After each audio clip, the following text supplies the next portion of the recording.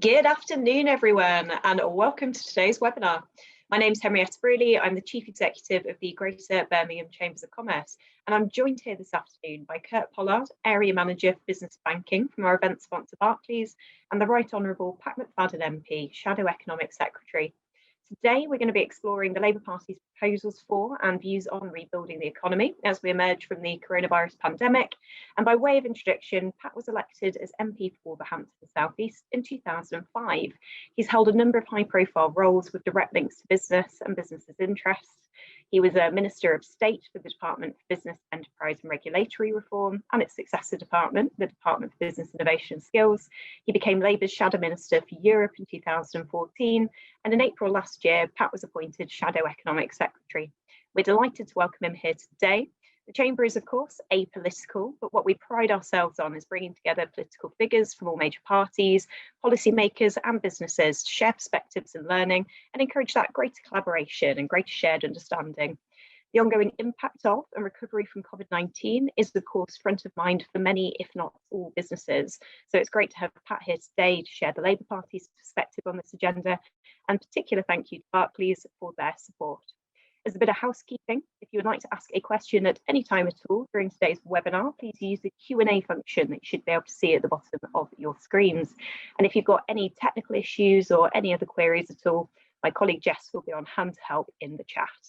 Before I hand over to Pat, I'd just like to invite Kurt to share a few words and reflections from Barclays.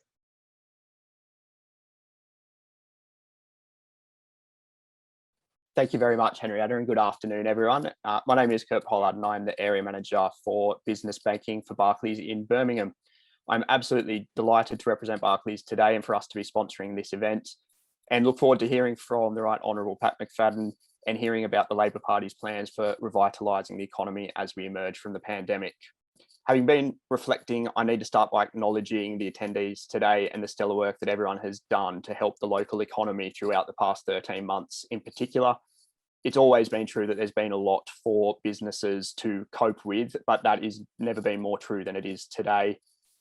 Faced with the huge immediate challenges of obviously COVID, but also adjusting to the new post-Brexit trade rules, and also the ongoing and accelerating mega trends that sit behind those as well. But despite all of those challenges ahead, there are also great opportunities for us to get excited about over the coming years, particularly in the West Midlands, with the Commonwealth Games, 5G, HS2, our young population.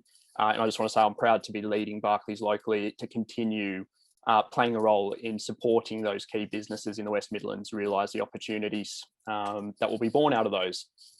I'm also to be part of the broader Barclays team right across the country, supporting businesses and our customers and our communities in the next phase of the pandemic and rebuilding the economy with our local staff and relationship management teams, providing access to the right tools and support at the right time. But with all of that said, we are just a support act to local businesses who have been incredible to see in action over the past 12 or 13 months. They've been resilient, adaptive, creative. I could continue. But to see the businesses overwhelmingly make positive outcomes of very trying circumstances has made our work worthwhile. And I commend everyone for taking the time today to understand the vision and framework for the future from the Labour Party and to continue moving forward and grow with confidence. So with that said, I'd like to hand over and we'll hear exactly about that. Thank you. Fantastic, thank you, Kurt. And I know we'd certainly echo that sort of resilience and innovation that we've seen from the business community, and also some of those, despite challenging times, positives that are on the horizon for the region. So it's certainly an interesting time. And with that, I'm going to hand over to Pat McFadden to share his perspective and the Labour Party's perspective on that key issue of economic recovery. Well, thanks very much, Henrietta, and good afternoon, everybody. I'm very pleased to be with you today. I'll keep this relatively informal and talk a little bit about the economics. I appreciate at an audience like this, I don't want to be partisan, but there's a lot of eyes on our region at the moment. There's a very important election taking place here next week. I mean, they're all over the country, but I think there'll be a lot of eyes on what happens in the West Midlands next week. And the question you've asked me to talk about is recovery from the pandemic. I mean, right now things are still uncertain, and the huge positive we have is the UK's successful vaccine rollout. I think that's given everybody a lift. It's given everybody a bit of confidence. And that should help us reopen the economy quite quickly. The uncertainty, of course, is new variants and whether something could throw that program off course. But at the moment, that looks pretty good. The region's been in the news economically as well as politically recently.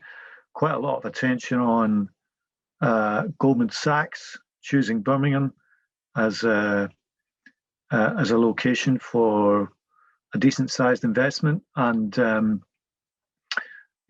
adds to a growing financial sector in the city, which I think is really good.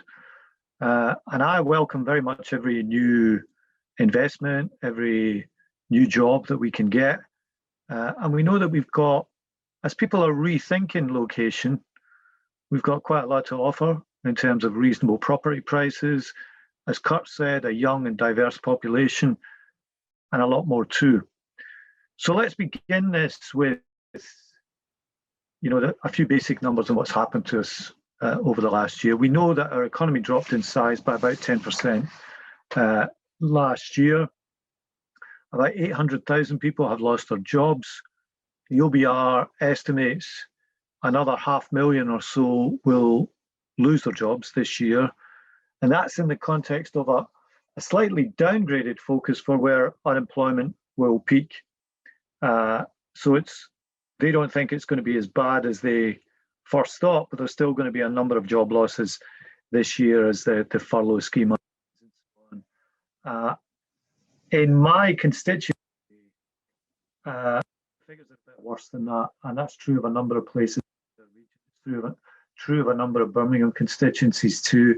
We went into the pandemic with unemployment at roughly twice the national average, and we're still, although it's gone up nationally in the past year, it's gone up very sharply in Wolverhampton. We've had an extra 7,000 people lose their jobs in the last year in Wolverhampton. So it's quite a tough employment picture certainly for parts of the region. The other thing that strikes me about the pandemic is how much it's exposed about the inequalities in the country. That's most obvious in some of the key worker jobs we look at, like social care. This wasn't new, but it was exposed that we had this hugely important sector dependent on very, very low-paid workers. And that's also true in some other areas of the economy. Not everybody can work from home, like probably most of us today. Some people have got no choice. They've got to go out. They've got to go to work. And that has meant predominantly lower-paid people having to put themselves at greater risk. In fact, I heard somebody rather harshly say there's no such thing as lockdown. There's just rich people hiding and poor people bringing them stuff. And while that might be a bit of a harsh way to put it, there is some truth in terms of how people have been able to, if you like, avoid risk compared to others. So COVID's been a very, very unequal pandemic in terms of how it's hit people and how people have been exposed to it.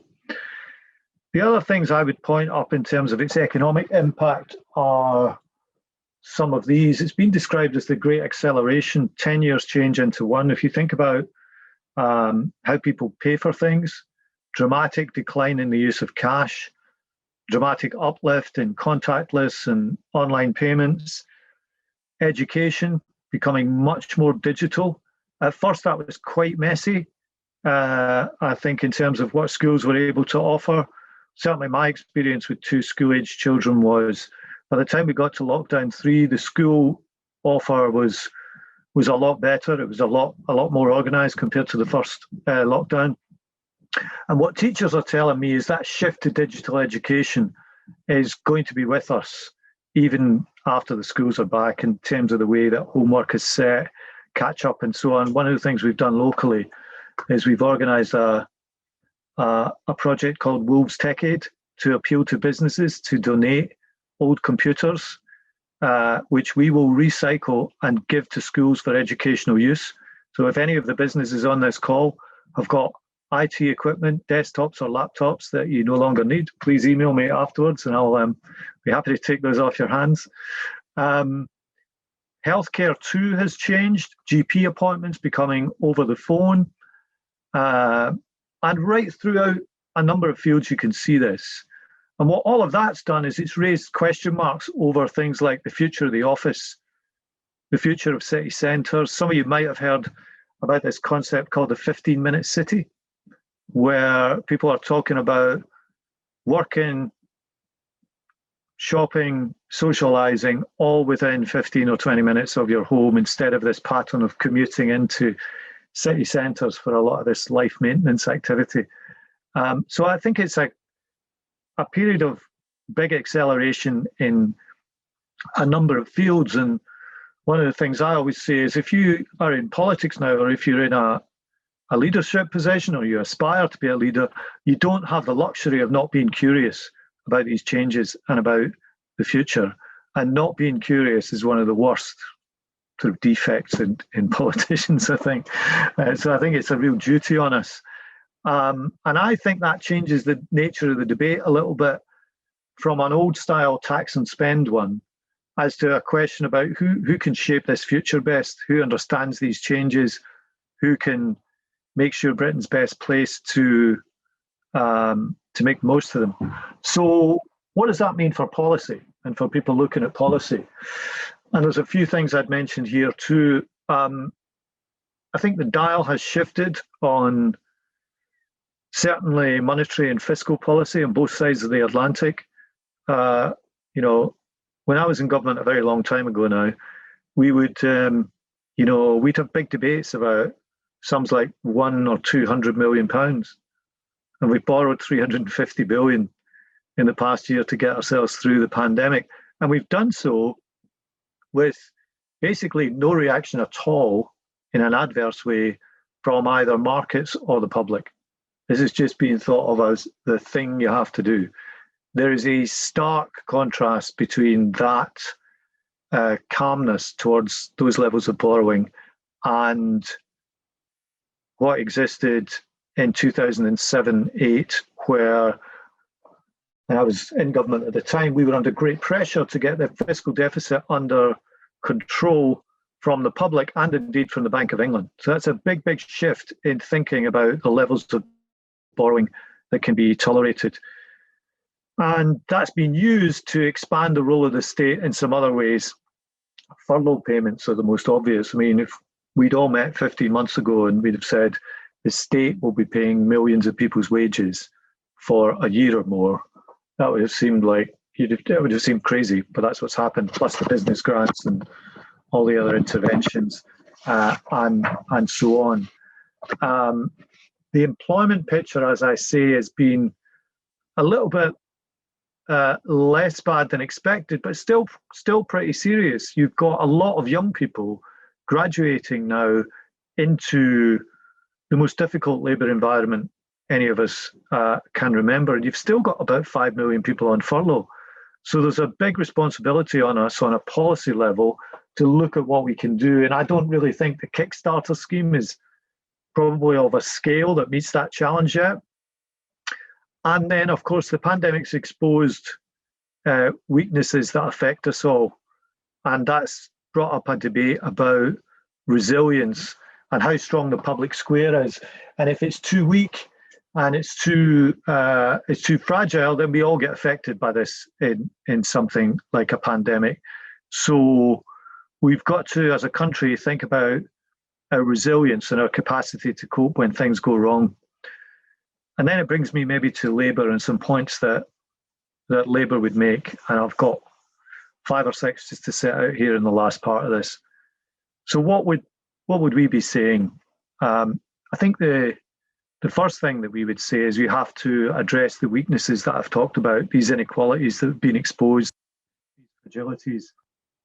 So my colleague, Kendall, for example, today is making a speech right now, actually about the same time, setting out a 10-year plan for social care and describing it as just as important a part of our infrastructure as roads or railways or anything physical like that. The second thing I think we need to do, and it may not sound expected from this quarter, but I think this expanded role of the state and this expanded borrowing creates a big duty to be careful about public money. There's been a significant amount of wastage in the past year on PPE contracts, the test and trace system, things like this. And this matters because if we're going to make the case for a more resilient society with a more active state, then we have to give the public confidence that public spending is going to be well used. So I think it's a progressive thing to care about value for money in public spending. And there's actually nothing progressive about wasting taxpayers' money. And I think that's really important as we go forward. The third thing I would say on policy is because of the amount of education that's been lost and the particular impact on young people, this levelling up debate that we're having has to become much more about people and to get away from the limitations of a debate based around bidding for pots of money for capital expenditure. The truth is, if you fix some of the physical deficiencies, but you're not actually equipping people for the jobs of today and tomorrow, then levelling up won't work. You won't be able to tackle regional inequalities. And so long-term educational underperformance, real programme to catch up on the last year, and a real eye for what that great acceleration means for the labour market of tomorrow and responding to it. These have got to come into this debate about regional inequality in a way that they've been completely absent, to be honest. As far as I can see, the education debate is completely absent from the levelling up debate at the moment. And it's all about these pots of money which people bid for physical investment in their areas. The fourth thing that's raised is if the state is going to have a more active role, how does it fund itself? And I think the UK should be positive about the debate that the United States started a few weeks ago on international taxation. This is really important to do something about multinational companies just being able to shift profits wherever they want. It's unfair on national companies, and there's also clearly an imbalance between digital and non-digital firms here. And if you look at who's done well and who's suffered in the pandemic, you can see that very, very clearly. So that is a really important debate, and I hope that the UK plays a positive role in it. Of course, I've got to mention the transition to net zero. That needs a proper jobs plan. This is going to affect so many sectors of our lives, from the houses we live in to the cars we drive, energy generation and so on. And we want the West Midlands to be a big part of this. There is bipartisan support for the idea of us getting a gigafactory. My own party set a plan for green jobs some months ago. This is going to be a big part of the debate about the future. In my time as the Shadow Economic Secretary, which deals a lot with the financial services, I've been engaged in lots of debates about environmental investing in the past year. People tell me there's a real investor appetite for this. I think there's a public appetite for it. And I think there's a lot we could do positively. And what I want to see actually is the UK having such a globally important financial services sector, being a real powerhouse of products and investments and things that we can do that will drive the investment in all those things that I mentioned, from housing to transport to energy generation and so on. And what all that means, where do you bring that to a head? If you take what COVID has exposed in society, and then you take what we need to do, you need to have a combination of a passion for wealth creation and a commitment to fair wealth distribution. That's what we need to see economically. That's what I've always believed serious political parties, especially my own party, the centre-left, should offer. In that context, I think it's a shame that the government got rid of industrial policy. I think that was a mistake. because I think we're going to need that for some of the challenges that I've set out. And I think it's sad that they've done away with something that survived in a cross-party way from Peter Mandelson's time as industry secretary right through to Greg Clark's. So an active state is going to be needed to make sure that we can get the wealth and the investment and the job creation and indeed the tax revenues that we're going to need to meet some of the challenges that I've set out. So that, I hope, gives you some idea of where we are coming from, how I see what the pandemic has thrown up, and I'm happy to take some questions and have a bit of discussion about it now. Fantastic. Thank you. Questions coming through. To start with, we have a couple of quite specific ones. So Patrick Twist has asked, what role do you think Freeports should have in revitalising the economy, particularly topical in this sort of post-Brexit environment we're in? What's your thoughts on Freeports? Well, the first thing to say is it's complete nonsense that these are some kind of Brexit dividend that we couldn't have before. We've had Freeports before, and we got rid of them because they weren't effective, and they already exist around Europe. So it is a total and utter myth to say that this is something that is only possible because of Brexit. Complete nonsense. Now, what effect they will have remains to be seen. The reason that they haven't been more adopted in the past, even though we had the freedom to do it, is because people were concerned about the displacement effect, that you simply created basically an enterprise zone which would shift around the jobs that you had. Now, hopefully they'll be able to do more than that. But you know, that's been the criticism of them in the past. There've also been some questions about probity and standards in some of the ones in Europe, which exist currently under the EU. And so we are somewhat sceptical that they are the magic bullet that is being advanced. And we're particularly sceptical that they are a product of newfound freedoms. So scepticism slightly on that one then, certainly not a silver bullet, as you say.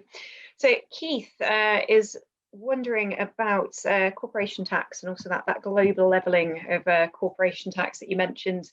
The US have started some interesting conversations on with major corporates over the past few weeks. He was asked, Apple's ETR is approximately 0.15% of profit, so corporation tax needs levelling, but can only be done so on a global level. What are Labour's plans in that area? Do you have any more sort of specific thoughts, policy areas that you're looking into around that global approach to corporate tax? I missed a bit of what you said there, Henrietta, but I think I picked up the gist of it, which is what do we think of this Biden idea and some international corporate tax minimum. Look, we've called on the government to engage positively in these discussions because it's been going round and round in some frustration. If I make 2 points on corporation tax, first of all, in terms of the way that we think about this, it's really interesting. When you've been around as long as me, you can see the debate completely standing on its head. 10 years ago, George Osborne cut corporation tax on the basis that investment allowances were inefficient and poorly understood. So we should cut them and instead cut the corporation tax rate. And that was the best way of helping business. We've now had a complete 180 degrees turn from that, where the emphasis is on a 2-year investment allowance package known as the super deduction, and there will then be a corporation tax rise. So in terms of the ideology, if you like, the theory around taxation, that's a complete change. This is no more Laffer curves, no more arguing that lower rates brought you higher revenue. There was an interview with the Chancellor just after the budget where Michel Hussein very importantly pressed him on this as to whether that basic view that the best way to increase revenue was to cut rates was no longer part of the thinking. And he basically said yes. So now we've got a budget red book that says if you want to increase revenue, you increase tax rates. That's really important to understand about this corporation tax increase. On the international front, I think there has been a problem, obviously, of multinational companies simply being able to shift revenue around in internal units and put that in the lowest tax jurisdiction of convenience, even though the transaction in anybody else's eyes really took place in another country. That's been going on for years. It's unfair to national exchequers, and I think some kind of international cooperation around that is in the broader public interest. But the United States is doing this for another reason too. They are wary of countries, country by country, imposing digital services tax. And so there's a bargain here, which is not to have the national digital services taxes and instead to have this international agreement. It's an interesting bargain, and I think the UK should engage positively. And I don't think we're probably in the main sights of the US as a particularly low corporation tax jurisdiction. There's probably one or two other countries we can think of that might be more in their sights with that. But I think if we can do something to basically balance up this idea that capital is free to go anywhere and you can choose to pay your tax in the jurisdiction of your choice, regardless of where you do your business, that seems to be unfair to the public. And I think doing something about that is a good thing. Fab, thank you for setting out that perspective there. We've got a question around access to finance from Steve. So obviously we know during the pandemic, there's been a huge amount of finance made available for businesses, the unprecedented volume of lending around bounce back loans, coronavirus business interruption loans. And we do hear a lot of concerns about businesses saying that moving forwards, is there going to be a reduction in finance available? Are we going to see a bit of a access to finance tightening there? So I wonder if both Pat and Kurt feel free to come in from a wider banking sector perspective as well. But if you want to share your thoughts on that and access to finance moving forwards, particularly for financing growth. Yeah, we are really conscious that these various loan schemes that you mentioned there, bounce back and CBILS and so on, they've been important in helping businesses through, but they leave a debt.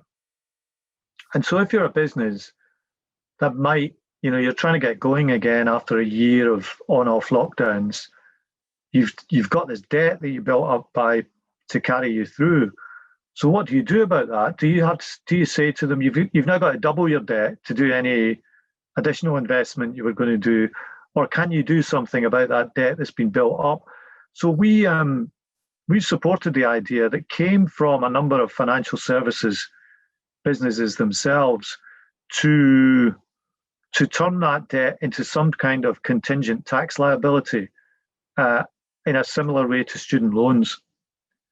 And if that was done right, it would allow businesses to get some relief on a longer term basis from the idea of having to choose between servicing their B-bill or C-bill debt and any new investment that they would need.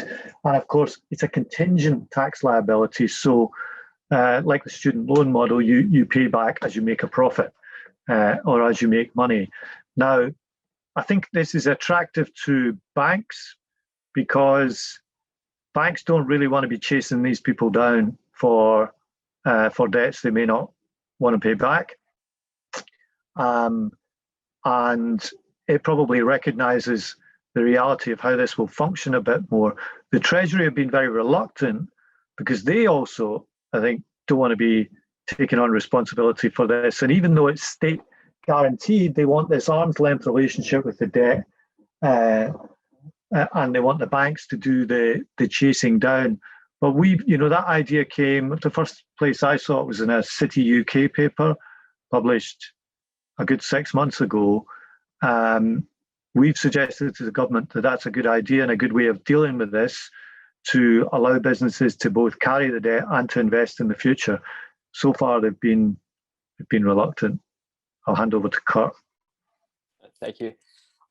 Yes, Harry, we see challenges and opportunities in this next phase of the pandemic, but as a bank, we are well positioned to support the recovery. But the specific unwinding of those government lending schemes will require a sensitive individual approach. And I think that there's ongoing thoughts about how we do that, just given the sheer volume of the lending we've seen and the amount of customers that have borrowed.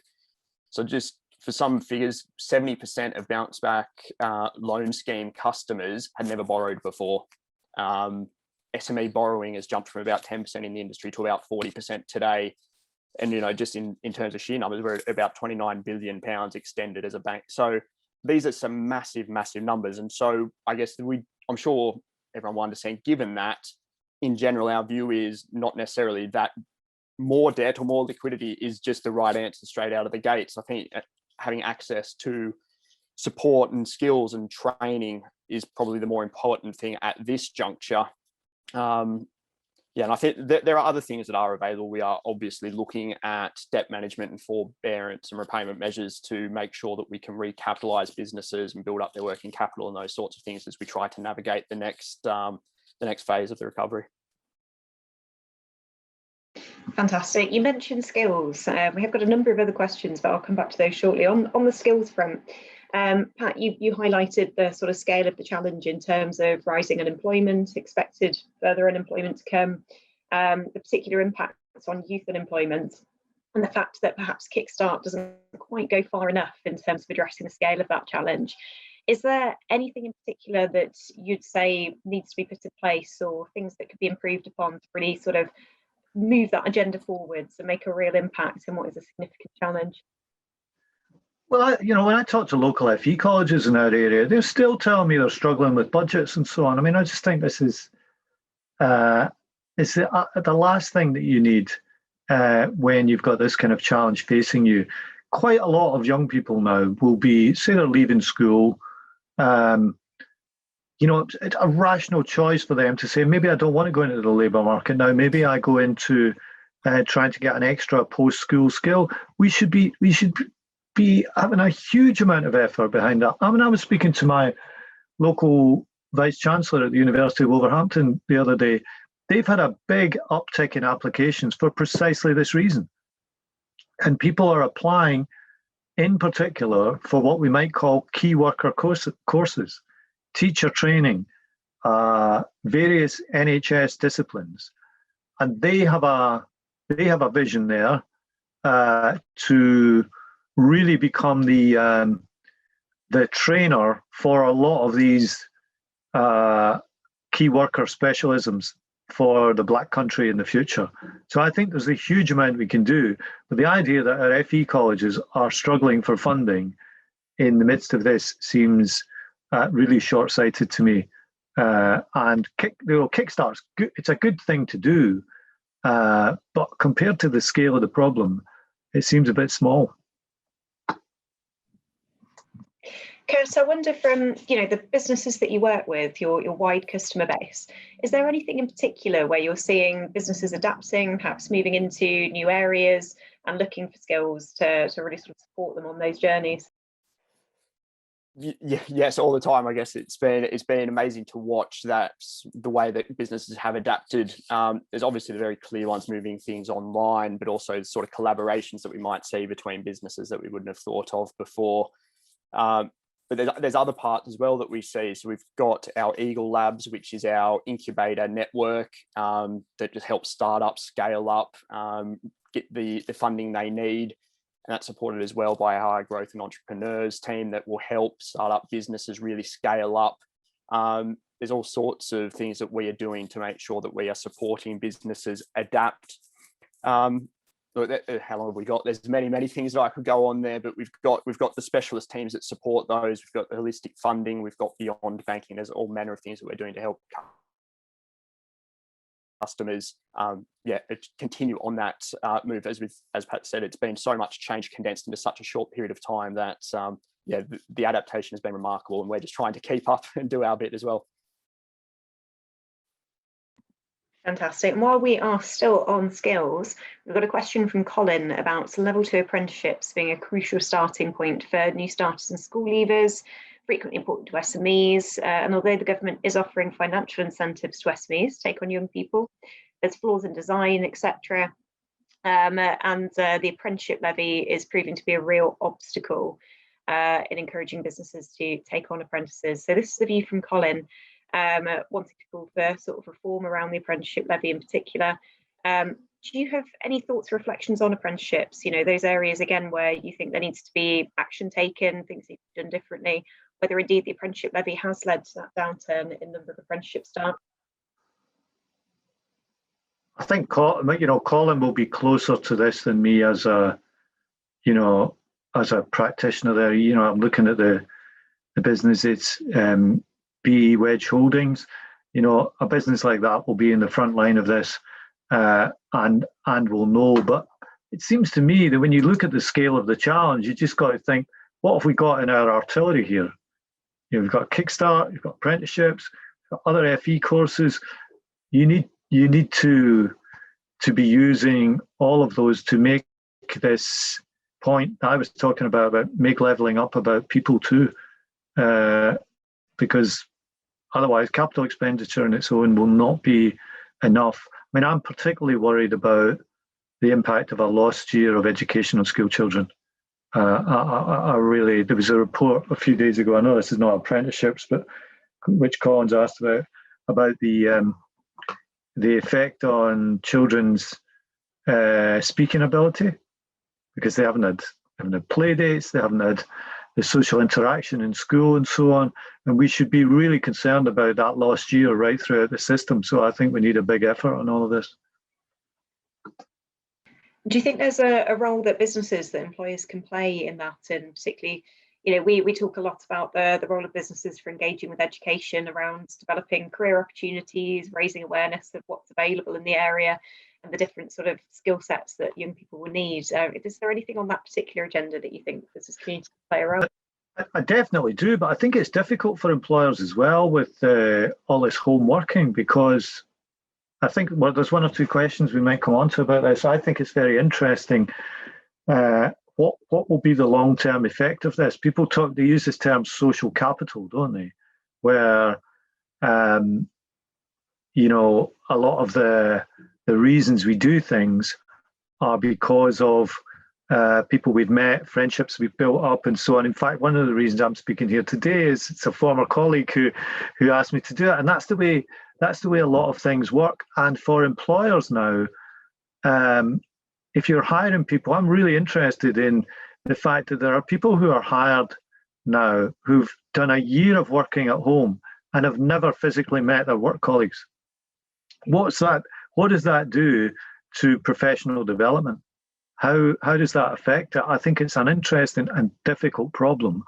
And my hunch, and I admit it is a hunch, it's not something that's evidence-based, is that we are losing something through life on Zoom in terms of the development and the improvement of ourselves as we go through our careers. I think there's something being lost there. Just from an anecdotal perspective, that's something I hear a lot from businesses concerned about new recruits, new starters, who they think done brilliantly to be able to adapt to work digitally and remotely over the year. But those casual conversations, that ability to just turn to your colleague and go, well, what about this? And have I got this right? Exactly. That's what you do, that's ongoing development. So you touched on the fact that we've got a question aligned to this, so I'll come to this now. So Christian has asked, how big do you believe the impact the local economy will be from the likely move to flexible working moving forwards? So I suppose both Kirst and Pat, do you think that's where we're heading, to more of that sort of flexible remote working, blended working, after we're all able to return, after the coronavirus pandemic restrictions are lifted? And if yes, what impact is that likely to have? You can go first this time, and I'll think about it. Thanks, Pat. Look, I think there will undoubtedly be some level of impact, and I think we have seen a change and acceleration of remote working. And I can say that sort of anecdotally within Barclays, that the amount of working that's done from home is absolutely mind-blowing from where we were. And I haven't been into an office for over 12 months, and I think that's probably reflective of most people that probably on this today are on this panel. What does that mean? I guess I'm normally in at Snow Hill. There's the impact for the sort of inner city and where those office buildings are is going to be felt. And we are seeing that. I just read an article about the City of London converting some of those office towers now into residential housing. So I think there is definitely going to be an impact what does that mean longer term on a macro level? I'm not quite sure. Is it going to mean more sort of wealth and jobs are pushed out? We know people are sort of moving, well, there's been a demand for more real estate outside of the major centres. Trying to quantify that though, sorry, I'm probably not qualified enough to say.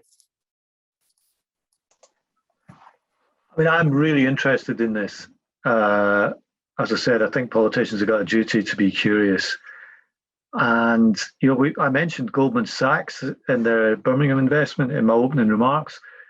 And that's not just a bet on Birmingham as a city, it's a bet on the office. This is the notion of hundreds of people working in a building, imagine that. But on the whole, I think after a year of this, I don't see it snapping back to the way it was, with everybody doing a commute of between whether it is 30 minutes and 60 minutes every day to work in a building and then going back the other way.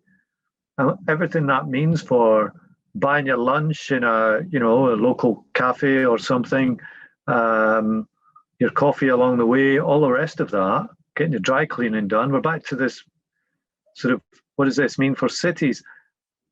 Again, anecdotally, I've known a number of people in London in the past year who have upped sticks and have moved to Manchester, moved to Derbyshire, moved out of the city for the obvious reason that they can get twice the house for the same amount of money.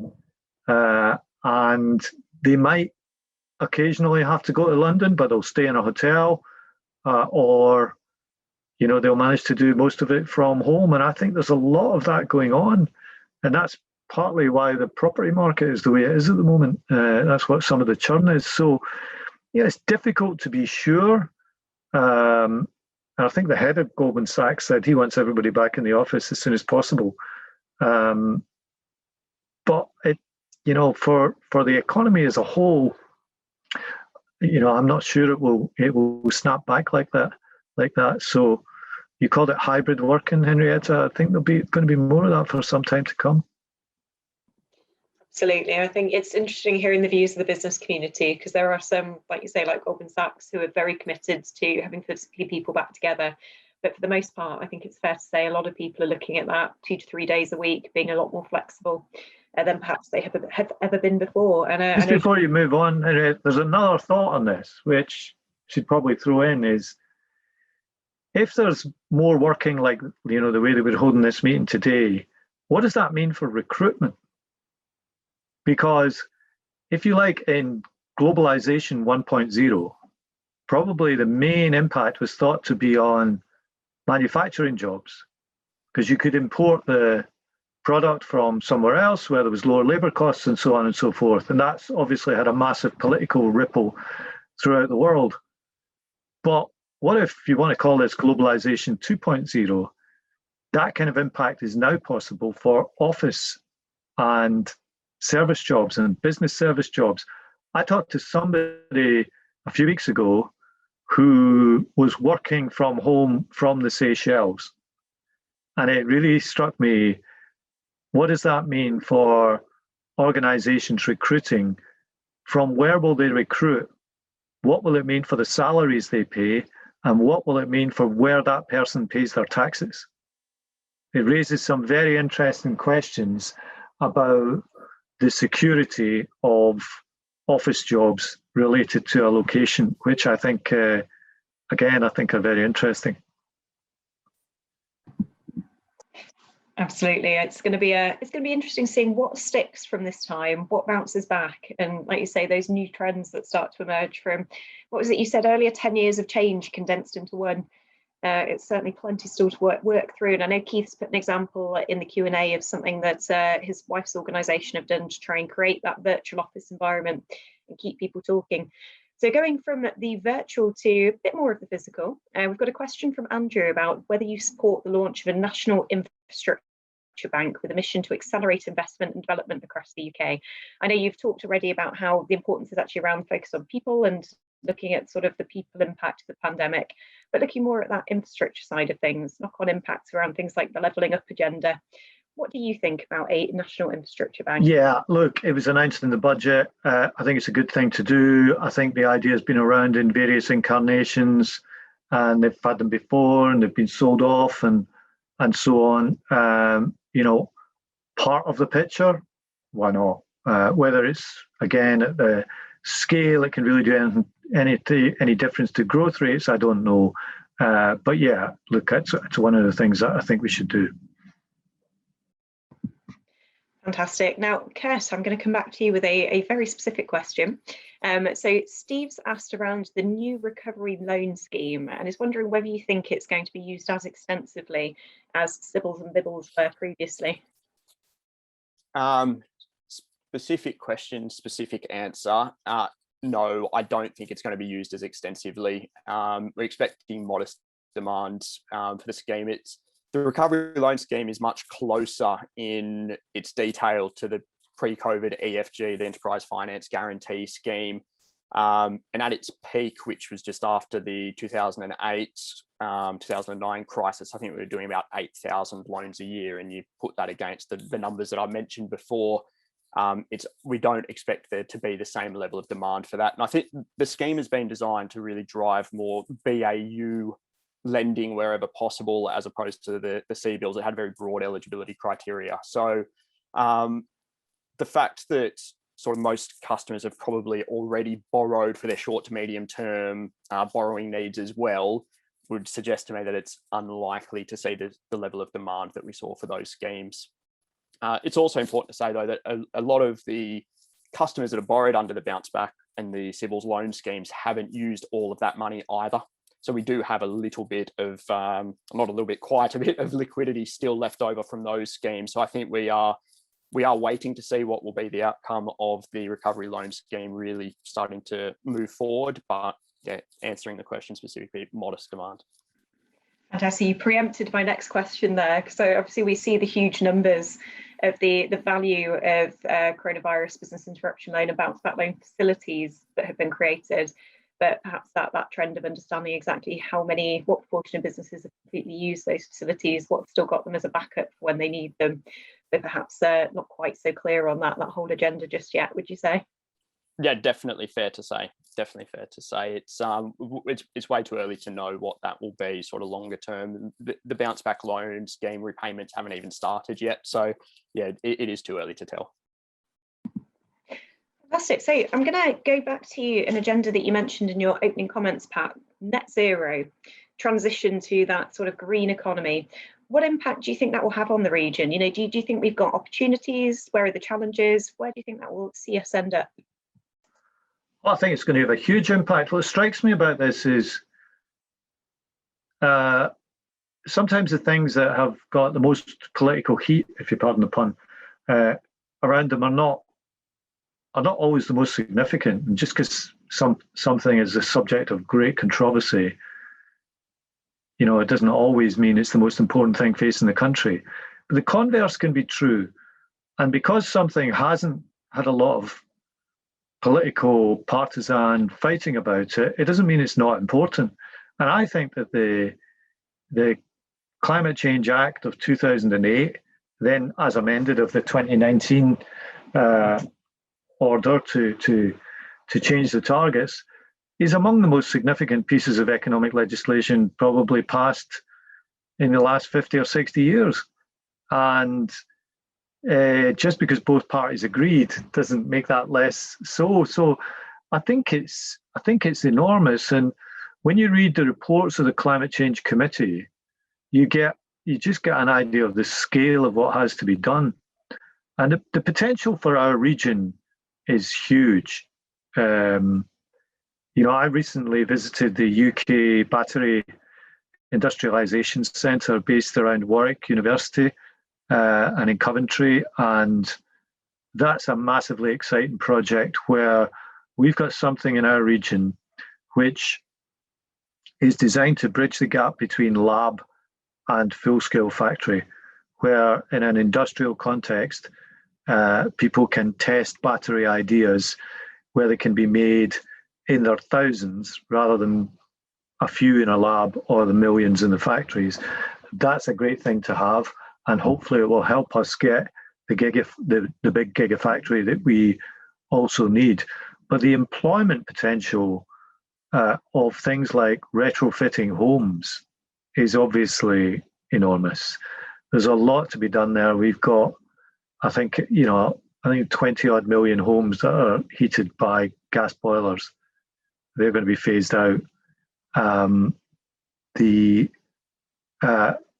you have energy generation. You've even got farming and the food that we eat is a big part of this. So for a region that has done well at innovation in the past, this ought to be an area of huge opportunity for us. But there's a way that we've got to discuss it, which is right, because I think it can sound a bit scary to people as well. When people talk about green jobs and somebody's not in a particularly green job, they think, oh, does that mean mine is going to go? So perhaps maybe the way that politics as a whole has talked about this has been a bit too much around the strictures and don't do this and don't do that, rather than there are huge job opportunities in a different way of doing something, a different way of transporting yourself or whatever it is. And I'd like to see us tell a more upbeat story of it. And of course, having COP26 in Glasgow at the end of the year is a great opportunity for the country too. Yeah, sort of shifting the narrative to the positives and the opportunities as much as the challenges. I think so, yeah. Yeah. Kurt, I wonder from your perspective, this has been on the agenda sort of nationally, globally for many, many years, but do you feel like it's finally getting there in terms of conversations with businesses? Is this something that you're hearing more often that's on businesses' radar? Yes, internally, even in the business bank, I guess we're not in the corporate finance world, but even as a business bank, we are talking about sustainability and environmental impacts as part of our general assessments and reviews with customers. And it is absolutely something that we are supportive of and are moving towards ourselves. Fantastic. And Pat, you mentioned, even thinking about how you travel. We have a question from Jenny on asking about the net zero issue. What's your view on investment in hydrogen as a renewable fuel supply? Well, I can't say I'm a technological expert on this, but I'm really interested in this and read a book called, I think it was called The Shift, which was really all about solar power and hydrogen. And all of you experts on hydrogen will know that there's blue hydrogen and green hydrogen. And that's really about energy in and energy out. So there's a technical side of this as to, obviously it's a clean fuel, but if you use more energy in making a clean fuel than you're getting back out of it, that's not a great equation. So there's a lot of work to be done here, but it's tremendously exciting. And the UK should be trying to put itself at the forefront of research into this. And trying to really test what works in this. I also arranged a call with Cadent, who are trying to test this in the Northwest. And what they're doing there is, obviously the infrastructure that we have at the moment is for gas. They're trying a blend at the moment of trying to see whether a blend of gas and hydrogen will work in itself. Maybe we get there before we go to pure hydrogen. But this is why industrial policy is so important. You ought to have a bit of government that's really pursuing this on batteries, on hydrogen, on all of these other things to do it. So I think it's a really exciting part of this. And imagine we got this right. We could fuel vehicles and heat our homes through something that gave out no emissions at all. Like you say, a very exciting agenda and a great opportunity for innovation and being leaders in the field. We are shortly going to be coming to the end of today's session, so I wonder if I could challenge you both with any final reflections for the business community and the businesses on the call today. Is there any final messages or reflections that you'd like to share?